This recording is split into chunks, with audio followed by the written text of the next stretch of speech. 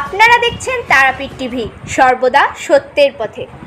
বীরভূমের কুসুম্বা পঞ্চায়েতের কুসুম্বা গ্রামের এক চতুর্থ শ্রেণীর ছাত্রী রেলে কাটা পড়ে মারা গেল আজ বিকেলে।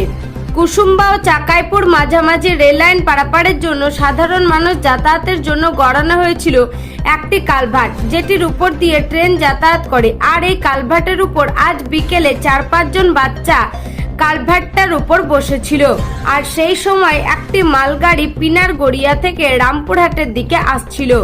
গাড়ি দেখতে পেয়ে বাচ্চারা নেমে পড়ে কালভার্টটা থেকে। তার মধ্যে একটি কালভার্টের উপর থেকে নামতে না পারায় কাটা পড়ে যায় বাচ্চা মেয়েটি।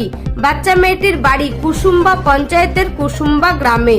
বয়স আনুমানিক 9 বছর। সেই বাচ্চা মেয়েটির নাম গৌরী দা, তার বাবার নাম কৈলাস দা, চতুর্থ শ্রেণীর ছাত্রী। এর ফলে পরিবারে নেমে এসেছে শোকের ছায়া।